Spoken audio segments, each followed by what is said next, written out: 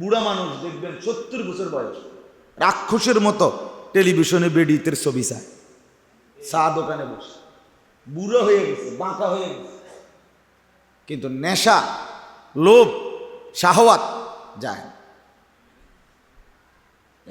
নারীর নেশা, নারীর ছবি দেখার নেশা, নাচ গান দেখার নেশা, এত সাংঘাতিক নেশা। কিন্তু অথচ উনি বহুত কিছু ছেড়ে দিচ্ছে, কারণ বয়স হয়ে গেছে। অন্য কিছু, অন্যান্য অনেক খানা দানা চলাফেরার মধ্যে অনেক কিছুই ওনার কমে গেছে, কিন্তু ওই নারী দেখার নেশা, ছবি দেখার নেশা, এটা আর কমে না। মিশরের সবচেয়ে সুন্দরী সম্ভ্রান্ত বংশিয়া 40 জন নারী একসাথে ইউসুফ আলাইহিস সালামকে দেখে তারা তাদের হাতের আঙ্গুল কেটে ফেলছে এবং বলছে কথা যে এটা তো কোনো মানুষ না, এ তো সম্মানিত এক ফেরেশতা। অর্থাৎ এত সুন্দর, এতটা চমৎকার, এটা মানুষ হইতে পারে। তাইলে ইউসুফ আলাইহিস সালাম ভীষণ সুন্দর ছিলেন, অনেক বেশি। হাদিসের মধ্যে আছে, তাফসীর ইবনে কাসিরের মধ্যে আল্লাহ নবী সাল্লাল্লাহু আলাইহি ওয়াসাল্লাম ইরশাদ করেছেন যে আমি মেরাজের রাতে আসমানে ইউসুফ আলাইহিস সালামকে দেখছি। দেখে অনেকক্ষণ আমি বুঝছি যে আল্লাহ তাআলা ইউসুফকে গোটা সৃষ্টি জগতের অর্ধেক সৌন্দর্য দান করেছে। তাহলে আল্লাহ তাআলার যত সৃষ্টি, যত মখলুক, সবার যা সৌন্দর্য ইউসুফ আলাইহিস সালামকে একাই আল্লাহ তাআলা তার অর্ধেক দান করছে। কি পরিমাণ সুন্দর ছিলেন, ভীষণ সুন্দর ছিলেন। এখন বাহ্যিক এই সৌন্দর্য, এটা তো আকর্ষণীয় সবার কাছে। সৌন্দর্যের পূজারী মানুষ, সুন্দরের পূজারী। নারীর সৌন্দর্য, পুরুষের সৌন্দর্য, ফুলের সৌন্দর্য, বিভিন্ন মনোমুগ্ধকর দৃশ্যের সৌন্দর্য, তাহলে যা কিছু সুন্দর মানুষ তার প্রতি ভীষণ আগ্রহী হয়, মানুষের দিল ঝুঁকে পড়ে, এটা একটা স্বাভাবিক বিষয়। কিন্তু ইউসুফ আলাইহিস সালামের সৌন্দর্যের বৈশিষ্ট্য হলো ইউসুফ আলাইহিস সালাম এই অপরিসীম ভীষণ সৌন্দর্য যেমন বাহিরে ছিল, ভেতরটা, অন্তরাত্মাটা তার তার চাইতে বেশি সুন্দর ছিল। এটা হলো বৈশিষ্ট্য, এটা হলো মূল বিষয়। বাহ্যিক চেহারার সুন্দর অনেক পুরুষ আছে, অনেক নারী আছে, কিন্তু ভেতরে অন্তর অপরিচ্ছন্ন, চরিত্রহীন নারী, অপবিত্রা নারী, অসৎ নারী, এমনি পর পুরুষকে, হাজারো মানুষকে নিজের সৌন্দর্য, নিজের রূপ যৌবনের ফেরি করে, বিক্রি করে। তাইলে এটা কোনোভাবেই মূলত সৌন্দর্য না। সৌন্দর্য হবে মূলত আত্মিক সৌন্দর্য, ভেতরের সৌন্দর্য, ভেতরের পবিত্রতা, অন্তরের বিশুদ্ধতা, চরিত্রের পবিত্রতা। তো ইউসুফ আলাইহিস সালামকে আল্লাহ তাআলা দেখাইছেন পৃথিবীবাসীর সামনে যে আমি যেমন বাহ্যিক অনেক সুন্দর দান করছি তাকে, ঠিক তার ভেতরটাও, চরিত্রটাও, আখলাক, এটাও দিছি অনেক সুন্দর। এটার প্রমাণ ইউসুফ আলাইহিস সালামের জীবনে এই ঘটনাটা, যে কি পরিমাণ চরিত্রের সৌন্দর্য, পবিত্রতা ছিল, যেটা কল্পনা করাও কঠিন। ভীষণ ব্যাপার, অনেক কঠিন ব্যাপার। এই পরিস্থিতিতে একজন মানুষ তার সর্বোচ্চ চরিত্র হেফাজত করা, এক বিন্দু, এক সুতা গুনার দিকে হাত না বাড়ানো, এটা অনেক কঠিন একটি ব্যাপার।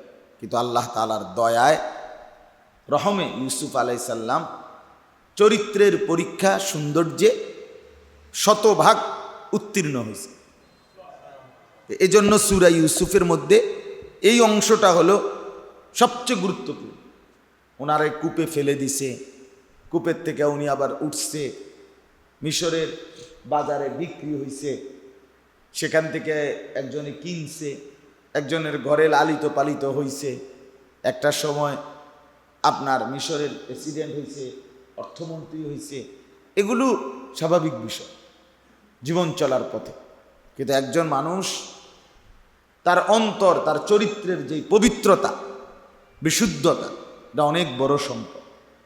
এমনিতে তো কত মানুষ কত ক্ষমতা পাইছে, বাহাদুরি পাইছে, কত সময় কত টাকা পয়সা রোজগার করছে, কিন্তু এর মধ্যে হয়তো হালাল হারামের মিশ্রণ, দুর্নীতি, জুলুম,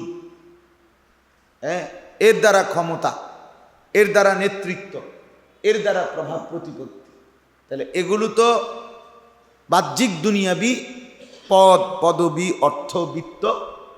তো বাস্তবিক অর্থে যে নিজেকে পবিত্র রাখা, নিজের চরিত্র সুন্দর রাখা, এটা আলাদা, স্পেশাল, শ্রেষ্ঠ নিয়ম, শ্রেষ্ঠ নিয়ম। হাদিসের মধ্যে আছে, আল্লাহ নবী সাল্লাল্লাহু আলাইহি ওয়াসাল্লাম ইরশাদ করেছেন, মা মিন শাইইন আসকালা।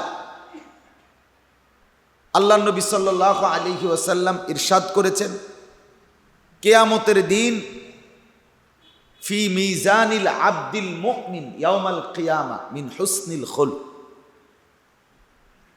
কোন বান্দা, ইমানদার বান্দার আমল নামায় মিজানের পাল্লায় যেই ওজন হবে, এই ওজনের মধ্যে নেকি বৃদ্ধির ক্ষেত্রে, নেকির পাল্লা ভারী হওয়ার ক্ষেত্রে সুন্দর চরিত্র, পবিত্র চরিত্রের চাইতে উত্তম ভারী কোনো বস্তু আর না। যার চরিত্র সুন্দর, আখলাক সুন্দর, ভেতরটা সুন্দর, জিন্দিগিটা পবিত্র, এইটার চাইতে বড় কোনো ওজনওয়ালা জিনিস মিজানের পাল্লায় নেকি হিসাবে রাখার মতো নাই। আল্লাহ নবী সাল্লাল্লাহু আলাইহি সাল্লাম সবচেয়ে ভারী ওজন। অনেক জিনিস আছে, দেখা গেছে আপনার সামান্য একটা একদ্দুর লোহা, এটার ওজনই 2 কেজি মনে করে, আর এতগুলো তুলা, এগুলোর ওজন আসে না আধা কেজি। তাইলে ভারী জিনিস ওজনে অনেক বেশি আসে। একটা উত্তম চরিত্র, একটা সৎ চরিত্র, নিজেকে অশ্লীলতা থেকে বাঁচানো, নিজেকে জিনা ব্যভিচার থেকে বাঁচানো, নিজেকে নারীর ফাঁদ থেকে বাঁচানো, নিজেকে অশ্লীল দৃশ্য দেখা থেকে বাঁচানো, ভিন নারীর থেকে নিজের নজর হেফাজত করা, এটা পরিমাণে সামান্য। মানে একটা মহিলা রাস্তা দিয়ে যাচ্ছে, মহিলাও পার হয়ে যাবে 30 সেকেন্ডের মধ্যে, আমার চোখের আড়ালও হয়ে যাবে 1 মিনিটের মাথায়। কিন্তু ওই 30 সেকেন্ড, এই 1 মিনিট যে আমি চোখ নামাইলাম, এইটার ওজন মিজানের পাল্লায় কোটি কোটি নেক আমলের চাইতে বেশি হবে, বেশি হবে। হাকিমুল উম্মত মুজাদ্দিদুল মিল্লাত হযরত মাওলানা শাহ আশরাফ আলী থানভী রাহমাতুল্লাহি আলাইহি বলতেন, এই জামানায় কোনো পুরুষ যদি, কোনো মানুষ যদি ভিন নারী থেকে একবার নজর হেফাজত করে, উনি বলেন যে 10,000 রাকাত নফল নামাজ পড়ার চাইতে উত্তম। একাকী এমনি নফল নামাজ পড়া এটা তো সহজ, কিন্তু নিজের নজর নিচের দিকে নামায় রাখা, হেফাজত করা কঠিন, কঠিন। নফস ভীষণভাবে প্ররোচিত করে, শয়তান ভীষণভাবে আকর্ষণ করে। এই জন্য আল্লাহ রসুল সাল্লাল্লাহু আলাইহি সাল্লাম এটা বলছেন। আমার শায়েখ আল্লামা মুফতি মুশতাকুন নবী সাহেব হুজুর তো বলেন যে এখনকার যেই জামান, মহিলাদের বেপরদিগি, বেহায়াপনা, অসভ্যতা, মহিলার মধ্যে ৮-৬০ কাপড় পরার মানসিকতা এবং নিজেদেরকে দেখানোর মানসিকতা মহিলাদের মধ্যে ভীষণ, এখন অনেক বেশি। এই ভালো ঘরের মহিলা, এই ফ্যামিলি আগে পর্দানশীল ছিল, ঐতিহ্য ছিল একসময়, সেরকম ঘর থেকেও মহিলারা এখন বেহায়া, বেপর্দাই বের। মনে রাখতে হবে, শুধু কেবল 3 পিসের উপরে অথবা কাপড়ের উপরে আরেকটা কাপড় পরলেই বোরকা হয় না। শরীয়ত সম্মতভাবে যেভাবে বোরকা পরতে হয়, পর্দা করতে হয়, ওইভাবে করলে এটা পর্দা। এখনকার মহিলারা যেরকম গজ কাপড়ের মতো বোরকার কাপড় কিনা টেইলারওয়ালারা সিলাইয়া দেয়, এটা স্বাভাবিক। 3 পিস যেই পরিমাণ কাপড় টাইট, এটাও এর পরিমাণ, তাহলে এটা ঢিলে ঢালা কই? এটার মধ্যে উপরের পাট্টাটা হাঁটু পর্যন্ত, সেটা কই? এটা একটা জামা সিলায় আর উর্ফে একটা স্কার্ফ 100 টাকা 150 টাকা দামের, এই ছোট্ট রুমালের মতো, এইটা একটা কেনে আলাদা, এইটারে 3-4 ফ্যাঁস দিয়া বাঁধে, এই পর্দা। এবারে বুঝাইছে এইটাই বোরকা, এইটাই দেদারসে কিনতেছে রেডিমেড, এবং রেডিমেড অ্যাভেলেবেল দোকানপাটে কাপড়ের দোকানে বিক্রি হয়। এগুলা রেডিমেড বোরকা, এগুলা রেডিমেড বোরকা মানে রেডিমেড 3 পিস। 3 পিস যেরকম টাইট শরীরের সাথে আটসাট, এগুলো এরকম। এগুলো কোনোভাবেই এগুলো বোরকা না, এগুলো বোরকা হতেই পারে না। বোরকার এটার ভিতরে নেই, বোরকাও না, বোরকার জাতও না। এটা সম্পূর্ণভাবে গুনাহ, একই পোশাক, মানে বেপরোয়া। তাইলে নজর হেফাজত করা, হযরত বলেন যে বর্তমান সময়ে এই নগ্নতার, অশ্লীলতার এই সময়ে একবার চোখ নিচের দিকে নামানো 1 লক্ষ রাকাত নফল নামাজ পড়ার চাইতে উত্তম। কারণ এটা কঠিন, এটা কঠিন, ভীষণ কঠিন। চরিত্রের বিশুদ্ধতা। বুড়া মানুষ দেখবেন 70 বছর বয়স, রাক্ষসের মতো টেলিভিশনে বেডিতের ছবি চায়, চা দোকানে বসে, বুড়ো হয়ে গেছে, বাঁকা হয়ে গেছে, কিন্তু নেশা, লোভ, শাহওয়াত যায়। নারীর নেশা, নারীর ছবি দেখার নেশা, নাচ গান দেখার নেশা, এত সাংঘাতিক নেশা। কিন্তু অথচ উনি বহুত কিছু ছেড়ে দিচ্ছে, কারণ বয়স হয়ে গেছে। অন্য কিছু, অন্যান্য অনেক খানা দানা চলাফেরার মধ্যে অনেক কিছুই ওনার কমে গেছে, কিন্তু ওই নারী দেখার নেশা, ছবি দেখার নেশা, এটা আর কমে না। এই জন্য বলে যে বুজুর্গানি দিন কিতাবে আছে, মানুষ বয়সে পুরুষ বৃদ্ধ হয়, কিন্তু তার শাহওয়াত কখনোই বৃদ্ধ হয় না, বুড়া হয় না। এই জন্য এটা সাংঘাতিক ব্যাপার। এইটা কন্ট্রোল করা অনেক কঠিন। আল্লাহ নবী সাল্লাল্লাহু আলাইহি ওয়াসাল্লাম বলেন, আল্লাহ তাআলা সবচেয়ে বেশি ভারী করে দিবেন। এটা সামান্য, এই যে 30 সেকেন্ডের চোখ নামায় রাখা, এইটার ওজন আসবে লক্ষ আমলের চাইতে অনেক ঊর্ধ্বে, অনেক বড় সম্পদ। রাসূলুল্লাহ সাল্লাল্লাহু আলাইহি ওয়াসাল্লাম ইরশাদ করেছেন, আকমালুল মুমিনিনা ঈমানান আহসানুহুম খুলুকা। তোমাদের মধ্যে ঈমানের ক্ষেত্রে সবচেয়ে পরিপূর্ণ, আকমাল, এর চাইতে অধিক বুঝানোর মতো শব্দ আরবিতে নাই। আকমাল ইসমে তাফদিল, অর্থ হলো তোমাদের মধ্যে ঈমানের দিকি থেকে সবচেয়ে পরিপূর্ণ মুমিন সে আহসানুহুম খুলুকান, যার চরিত্র সবচেয়ে সুন্দর। 80 বার হজ করছে হাবড়া, কিন্তু হজে গিয়েও হাবড়া বেডিসা। সৌদি আরবের বেরিয়ে যে সুন্দর,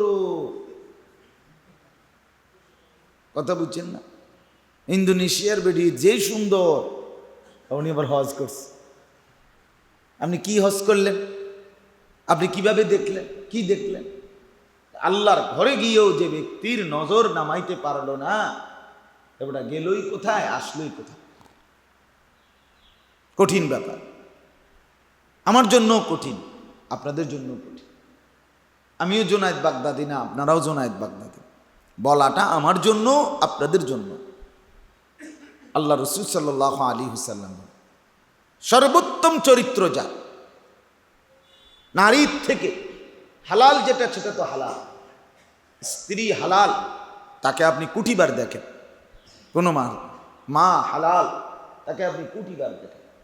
আপনার কন্যা আপনার হালাল, অর্থাৎ দেখা জায়েজ, দেখেন আপনার বোন দেখেন, কিন্তু ভিন নারী যাকে দেখার অনুমতি নাই তার থেকে চোখ নামিয়ে রাখা অনেক কঠিন। এটা যুদ্ধ, এক মানুষের জীবনের যুদ্ধ, এটা সার্বক্ষণিক মুজাহাদা। আল্লাহ নবী সাল্লাল্লাহু আলাইহি ওয়াসাল্লাম হাদিস শুনেন, নবীজি বলছেন ইন্নাদ দুনিয়া হুলওয়াতুন খাদিয়া, নিশ্চয়ই দুনিয়া খুব মিষ্টি, মিষ্ট। খাদিরা, দুনিয়া খুব সবুজ শ্যামল আকর্ষণীয়। ওয়া ইন্নাল্লাহা মুস্তাখলিফুকুম ফিহা, নিশ্চয় আল্লাহ তোমাদেরকে দুনিয়ায় বসবাস করতে দিয়েছেন। ফায়ানজুরা কাইফা তা'মালুন, অতঃপর আল্লাহ দেখতেছেন তোমরা কে কি আমল করছো। বানিয়েছেনও তিনি, তোমাকে থাকতে দিয়েছেনও তিনি, আবার তিনি খেয়ালও রাখতেছেন কাইফা তা'মালুন, তোমরা কে কি আমল করছো। এরপরে আল্লাহর নবী বলেন ফাত্তাকুদ দুনিয়া ওয়াত্তাকুন নিসা, এই যে কঠিন কথা। অতঃপর নবীজি বললেন তোমরা গোটা দুনিয়ার লোভ থেকে বাঁচো, এবং বিশেষভাবে গোটা দুনিয়ার সমস্ত বস্তুর মধ্য থেকে বিশেষভাবে নারীর লোভ থেকে বাঁচো। গোটা দুনিয়াকে একদিকে রাইখা নারীকে আরেক দিকে নিয়ে আসছে। আধুনিকতাপন্থী, নারী প্রগতিবাদী, নারীর অধিকার, নারীর মর্যাদা, নারীর ক্ষমতায়ন ইত্যাদি নিয়ে যারা স্লোগান দেয়, যে সমস্ত মহিলারা মাঠে ময়দান, ওদের এগুলো পছন্দ না। ওদের কথা হলো কোরআন সুন্নাহ ইসলাম নারীকে সংকীর্ণ করে আবদ্ধ করে রাখছে। এই যে পর্দা, এই যে সবাই যেন এবে না দেখে, সর্বত্র যেন নারী গায়ে গা লাগাইয়া না হাঁটে, আলাদা সব কিছুর মধ্যে স্বাতন্ত্রতা, এইটাকে তারা প্রচণ্ডভাবে সমালোচনা। অথচ ইসলামের বক্তব্য হলো নারীর মর্যাদা 100% স্বীকৃত, কিন্তু নারীকে নারীর অঙ্গনেই মর্যাদা দিতে হবে। নারীকে পুরুষের কান্দের কাছে আইন না মর্যাদা দেওয়ানোর কি দরকার। হসপিটালের মধ্যে এত পুরুষ, পুরাটা হসপিটালের মধ্যে ঘুরতেছে রুগীর কাগজ নিয়া, প্রেসক্রিপশন নিয়া, রিপোর্ট নিয়া, এক্সরে রিপোর্ট এই সেই নিয়া দৌড়াদৌড়ি করে, এর ভিতরে বেডি বইয়া বইয়া এখানে সবার সামনে ঝাড়ু দিতেছে, মুছতেছে, পরিষ্কার করতেছে। এখন এটা নারীর খুব ইজ্জত কি হয়ে গেল, নারীর খুব মর্যাদা কি হয়ে গেল। এত পুরুষ আসতেছে হসপিটালে, প্রত্যেকে রিসিপশনের মধ্যে একজন মহিলা বসায় রাখছে, এবেডি রিসিপশনে মহিলাই কথা বলে, তো এটা নারীর মর্যাদা। মানে সব পুরুষ আইসে আইসে এক নজর দেখবে আর উনি সবারই দেখা দিবে, এটাই মর্যাদা। এটা কোনো কথা হইল? এটা কি কোনো কথা হইল? এটা নারীকে মর্যাদা না, বরং নারীকে লক্ষ পুরুষের উপভোগের বস্তু হিসাবে এখানে শোপিসের মতো শোকেসে যেমন কিছু সাজায় রাখে এরকম হিসাবে পেশ করে। তাকে মর্যাদা দিবে, অসুবিধা কি? তাকে তার কর্মক্ষেত্র আলাদা করে দিক, তাকে তার পর্দা আলাদা ব্যবস্থা করে দিক, অসুবিধা কি? সেটা রাজি না। না ছেলের লগে থাকতে হইবে, পুরুষের লগে থাকতে হইবে। পুরুষের সাথে যদি থাকে তাহলে মর্যাদা। আলগা যদি কাজ করে, মনে করেন একটা গার্মেন্টস, একটা মিল, একটা ফ্যাক্টরি, যেখানে নারীর জন্য তার পর্দার ব্যবস্থাপনা আছে, এটা করবেন না, এটা সংকীর্ণতা। একসাথে যদি থাকতে দেন তাইলেই স্বাধীনতা, তাইলেই মর্যাদা। এই হলো তফাৎ ইসলামের সাথে আধুনিকতাবাদীদের, কোরআনের সাথে দুনিয়া লোভীদের। তফাৎ এটাই, আর কিচ্ছু।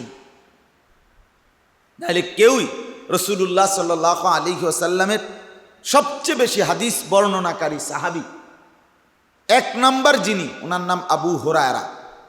2 নাম্বার যিনি, তিনি মহিলা, হযরত আয়েশা। তাহলে 1.25 লাখের চাইতে বেশি সাহাবীর মধ্যে 2 নম্বর জ্ঞানী সাহাবীদের মধ্যে যিনি হাদিস বর্ণনাকারী রসুলের, উনি রসুলের স্ত্রী আম্মাজান আয়েশা, মহিলা। তাহলে উনি কেমনে হলো? উনি জ্ঞান শিখলো কিভাবে? উনি এত হাদিস শিখলো কিভাবে? মৃত্যু পর্যন্ত উনি পুরুষ সাহাবীরা ওনার কাছ থেকে পর্দার আড়ালে হাদিস শিখতেন, জিজ্ঞেস করতেন, মাসআলা জিজ্ঞাসা করতেন, উনি সব উত্তর দিতেন, হাদিস শুনাইতেন। তো উনি কিভাবে করলেন? তাহলে ইসলাম যদি জ্ঞান বিজ্ঞান, নারীর আধুনিকতা, নারীর জ্ঞান, নারীর মর্যাদার পরিপন্থী হয়, তাহলে দ্বিতীয় নম্বরে জ্ঞানী ব্যক্তি হিসাবে এই নারী স্বীকৃতি পাইল কিভাবে? বলে, তাহলে এটা বোঝা দরকার। মূল বিষয় হলো আল্লাহ তাআলা সৃষ্টি করেছেন, তিনি জানেন কোন বস্তু কোথায় থাকলে, কখন কোনখানে রাখলে উপকারী, ক্ষতির থেকে বাঁচবে সমাজ, দেশ, পরিবার, জাতি। এটা আল্লাহই ভালো জানেন। কাজে আল্লাহর কথা মেনে নেওয়া, বানানেওয়ালার কথা মেনে নেওয়া, এটাই বুদ্ধিমত্তা, এটাই বিচক্ষণতা। যারা এটা বানাইছে, এই মাইকেল, এটা তারা এই যে ছিদ্র ছিদ্র গোল, এইটা এদিক দিয়ে দিছে আর এদিক দিয়ে দিছে তারটা। এখন আমি যদি বলি যে আমি কুমিল্লা ভিক্টোরিয়া কলেজ থেকে মাস্টার্স পাস করছি, কওমি মাদ্রাসা ঢাকা মালিবাগ থেকে দাওরা পাস করছি, তামিরুল মিল্লাত কামিল মাদ্রাসা থেকে আমি টাইটেল পাস করছি, আলিয়া মাদ্রাসা, আমি 3 গানে পুরা পড়া শেষ করছি, জেনারেল লাইনের পড়াও পুরা শেষ করছি, আলিয়া মাদ্রাসার পড়াও পড়ছি, কওমি মাদ্রাসাতেও পড়ছি। তাইলে আমি 3 খানের এতগুলো সার্টিফিকেট, আমার এত বড় পড়ালেখা কইরা আমার বুদ্ধি হলো এটা এদিক দিয়ে দাও, এটা এন দিয়ে দাও, যেহেতু আমিও তো শিক্ষিত। এই বেড়া যে বেড়া এটা এন দিয়ে লাগায়, সেইতে তো আমার সমান শিক্ষিত না। কথা বলেন না? মাইকলা আমার সমান শিক্ষিত, তো কাজে মাইকলা লাগাইবে কেন? আমি শিক্ষিত, আমি লাগামো। এখন মানুষে কি করবো? পাগল করবো কিনা? কব হুজুরের 14 গোষ্ঠী পাগল। আপনি যেটা বুঝেন না, আপনি আইসেন এটা লইয়া মাতবুরি করতেন, আপনি এটা আপনি বুঝি এই পড়ালেখা করছেন এই মাইক ঠিক করানোর লেগে। এটা তাহলে এইটা বানানেওয়ালা যে ব্যবহার করে, এটা যারা চালায়, তাদের হাতেই এটা ছেড়ে দেওয়া, এটাই বুদ্ধিমত্তা, এটাই জ্ঞানীর কথা। যে এটা যিনি বানাইছেন তারাই বলে দেখ এটা ব্যবহার করবে কিভাবে। তো মানুষকে বানাইছেন আল্লাহ তাআলা, পুরুষকে বানাইছেন আল্লাহ তাআলা, নারীকে বানাইছেন আল্লাহ তাআলা। অতএব আল্লাহ তাআলাই বলে দেওয়া উচিত নারী কেমনে চলবে, পুরুষ কেমনে চলবে। এটা আমরা বুদ্ধি খাটানো, এটার মধ্যে এটা সম্পূর্ণ বোকামি, আহাম্মকি ছাড়া, মূর্খতা ছাড়া আর কিচ্ছু হইতে পারে। আজকে এটা নিয়ে ধাক্কা, আধুনিক দুনিয়াদার, দুনিয়া লোভী, এরা আল্লাহর সাথে বোঝাপড়া করে। আল্লাহ বলছে এরকম, তারা বলে এরকম। রাসূলুল্লাহ সাল্লাল্লাহু আলাইহি ওয়াসাল্লাম বলছে একরকম, তারা বলে আরেক। আপনারা মনে রাখবেন এটা, আপনাদেরকেও, আপনাদের যাদের মেয়ে বেপর্দা, আপনারা সরাসরি কিন্তু কোনো আলেমের কথার বিরোধিতা করেন। আলেমের বাফেও পর্দা করতে বলে না। আলেম কি আবার? এটা আল্লাহ বলছে, আমি সেটা বলছি আপনার। এটা রাসূলুল্লাহ সাল্লাল্লাহু আলাইহি ওয়াসাল্লাম বলছে, আমি সেটা আপনারে কইছি। আমার কি কথা? আমার ব্যক্তিগত কথা না। তাহলে আপনি মূলত কোনো হুজুরের বিরোধিতা করতেছেন, বিষয়টা এটা না। আপনি গাদ্দারি করছেন আল্লাহর সাথে, আপনি পাত্তা দিচ্ছেন না আল্লাহর সাথে। কারণ বেডি আমনের, বউ আমনের, মেয়ে আমনের, আল্লাহ কেটা পারে না। আমার মেয়ে আমি চালাম, আমার বউ আমি চালাম, আল্লাহ কে আমার? এই হলো আমাদের ভিতরটা। আপনি মুখে না বললে কি, আপনার কর্ম প্রমাণ করে আপনি আল্লাহকে পাত্তা দেন না, রসুলকে পাত্তা দেন। আর আল্লাহ তাআলা বলেন এমন নাফরমানকে আমিও ছাড়ি না, আমিও ছাড়ি না। আমি ঠিকই শাস্তি দেব, আমি যন্ত্রণা দেব, দুনিয়াতেও আখিরাতেও। কোরআনে আছে, যে বা যার দ্বারা কোনো মুসলিম সমাজে অশ্লীলতা ছড়ায়, আপনার মেয়েটা বেপর্দা চলার কারণে এই সমাজে অশ্লীলতা ছড়াইতেছে, অসংখ্য ছেলে আপনার মেয়েকে দেখে নষ্ট হইতেছে। আপনার বউ বেপর্দা চলার কারণে এই সমাজে অশ্লীলতা ছড়াইতেছে। খোদার কসম কোরআনে আছে, আল্লাহ বলেন লাহুম আযাবুন আলীমুন ফিদ দুনিয়া ওয়াল আখিরা, আমি আল্লাহ তাদের জন্য মর্মান্তিক শাস্তি, আযাব, যন্ত্রণা রেখেছি দুনিয়াতেও আখিরাত। কষ্ট পাবেন আপনি, লজ্জিত হবেন, এবং হচ্ছে এই জন্য কোনো মুসলমান পুরুষ তার স্ত্রীর বেপরদিগি মানতে পারে না যদি গায়রত থাকে, আত্মসম্মান থাকে। এবং রাসূলুল্লাহর হাদিস এটা, যার স্ত্রী বেপর্দা এ লোক বেগায়রত। আত্মমর্যাদা যেটারে বলে, আত্মসম্মান, এটা তার নাই। যার মেয়ে বেপর্দা এই বাপ বেগায়রত, মূলত তার কোনো আত্মসম্মান নেই, আত্মমর্যাদা নেই, নিজস্ব কোনো তার সম্মান, ব্যক্তিত্ব যেটারে কয় এটা নাই, এটা নাই। খায় দায়ারি হতে, তো এগুলা তো কত কিছুই খায় দায় হতে।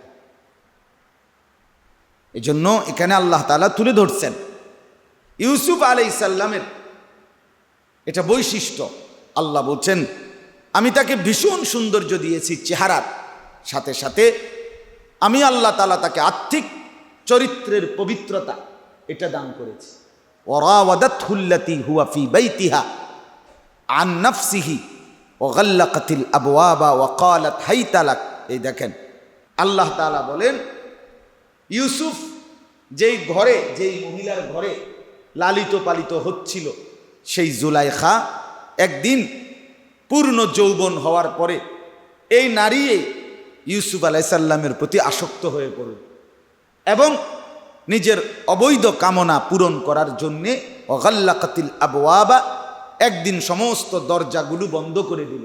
ওয়াকালাত হাইতা লাক, এবং নারী স্বেচ্ছায় ইউসুফ আলাইহিস সালামের মতো শক্ত, সামর্থ্যবান, সুন্দর চেহারার অধিকারী, পূর্ণ যৌবনের অধিকারী ওনাকে ডাকলো এবং বলল হাই তালাক, আমার দিকে আসো, আমি তোমাকেই বলছি, অর্থাৎ তুমি আমার সাথে অবৈধ জিনা ব্যভিচার করো।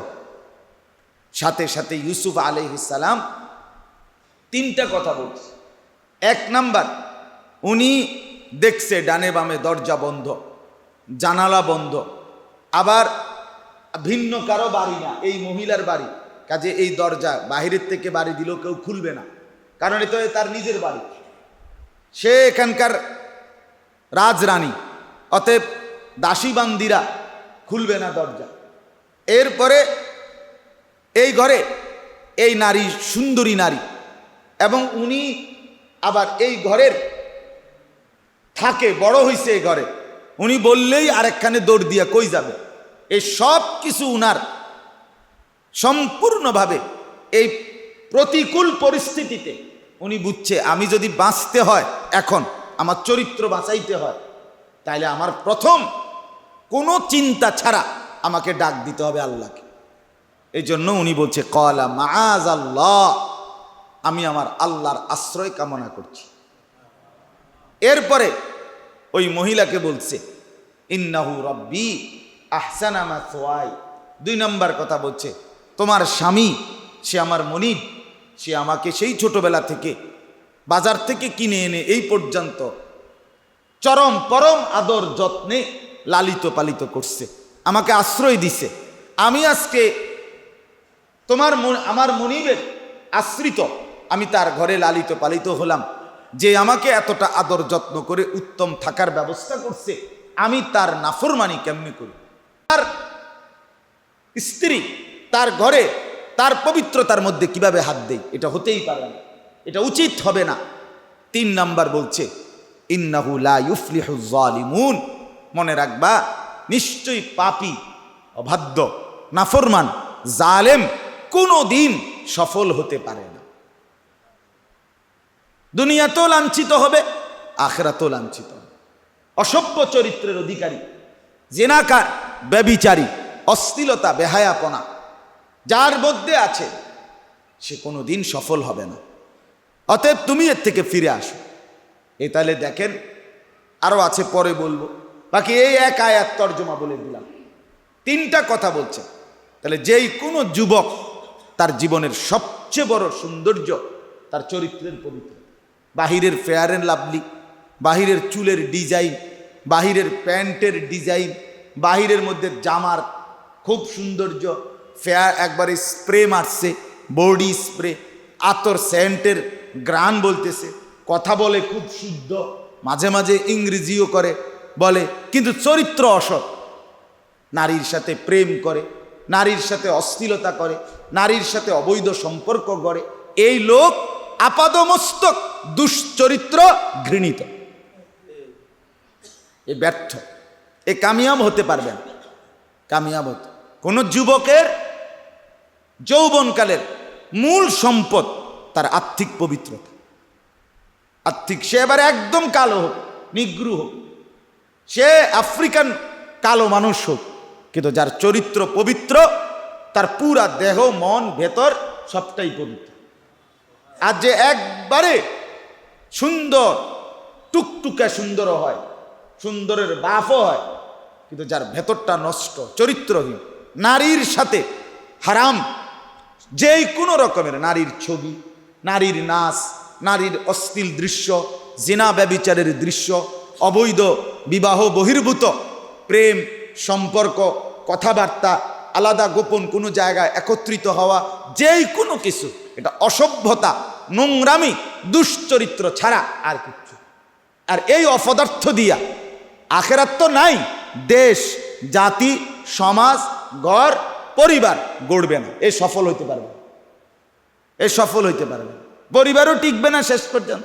অথবা আপনার হাজারো ফ্যামিলি আছে সামাজিক মান সম্মান ইজ্জতের ভয়ে দেখা গেছে পড়ে আছে ঘরে, কিন্তু উনি একরমে উনি আরেক রকম। আমরা জানি অসংখ্য মানুষ, আমি ব্যক্তিগতভাবে জানি, আমাদের কাছে তো কত সময় কতজন কত কারণে দোয়া চায়, এ দোয়া কি চায় তখন বুঝি। 3 বছর 5 বছর হুজুর একই বিল্ডিংয়ে থাকে, আমি এক রুমে, ও এক রুমে, কেউ জানে না পৃথিবীবাসী, শুধু ইজ্জতের ভয়ে মানুষের জানায় না, কিন্তু আসলে ভিন্ন। সকালবেলা একসাথে এক গাড়ি দিয়া বাইর হয়, অফিসে যায়, চাকরিতে যায়, দুজন, পুরুষও, স্বামীও, স্ত্রীও, দুনিয়াবাসী জানে দুজন স্বামী স্ত্রী যাইতেছে, আসলে যে হাসে যে এগুলা ফরমালি, ভেতরে শুকনো গুনাহ, অশ্লীলতা, বিবাহ বহির্ভূত প্রেম সম্পর্ক, কশ্চিন কালো এই পৃথিবী সৃষ্টির পর থেকে আজকে পর্যন্ত কোন প্রেম পীড়িত অবৈধ সম্পর্কের মাধ্যমে শেষ পর্যন্ত যদি বিয়েও করে, ওই সম্পর্কের মধ্যে পবিত্রতা, শান্তি, সুখ থাকে না, থাকে না। এই জন্য ইউসুফ আলাইহিস সালাম দেখাইছেন যে আমি আমার ভরা যৌবন, পূর্ণ যৌবন, পৃথিবীর সবচেয়ে সেরা চেহারা আমার, সব কিছু, ঘর বন্ধ, দরজা বন্ধ, জানালা বন্ধ, চতুর্দিকের সম্পূর্ণ সুযোগ, নারী নিজে আগ্রহী, নিজে ডাকতেছে, দরজা বন্ধ, মনিব সে তো রাষ্ট্রীয় কাজে বাহিরে, স্বামী, কেউ কোনো অসুবিধা নাই, জানার কোনো সুযোগ নাই, পৃথিবীর কেউ জানবে না। কিন্তু ইউসুফ আলাইহিস সালাম তখনও এই অবস্থায় মনে করছেন কাকে? আল্লাহ, আল্লাহকে। এজন্য কোনো যুবক যখন নিজের চরিত্র, নিজের পবিত্রতা রক্ষা করে, তো আল্লাহ তাআলা তাকে সবচেয়ে দামি বানায়, এবং একদিন তাকে আল্লাহ তাআলা আল্লাহর আরশের নিচে ছায়া দান করবে। রাসূলুল্লাহ সাল্লাল্লাহু আলাইহি ওয়াসাল্লাম বলছে, যে যুবক তার যৌবনকালে ইবাদত করে, আল্লাহকে মানে, তাকে আল্লাহ তাআলা আল্লাহর আরশের নিচে ছায়া দান করবেন। অতএব ইউসুফ আলাইহিস সালামের এই জীবনী, সূরা ইউসুফের সবচেয়ে মূল ঘটনা, সবচেয়ে মূল শিক্ষা, নিজের চরিত্রের হেফাজত, চরিত্রের সংরক্ষণ, চরিত্রের বিশুদ্ধতা, চরিত্রের পবিত্রতা। আল্লাহ তাআলা আমাদের প্রত্যেককে দান করেন, আমিন। সুবহানাল্লাহ।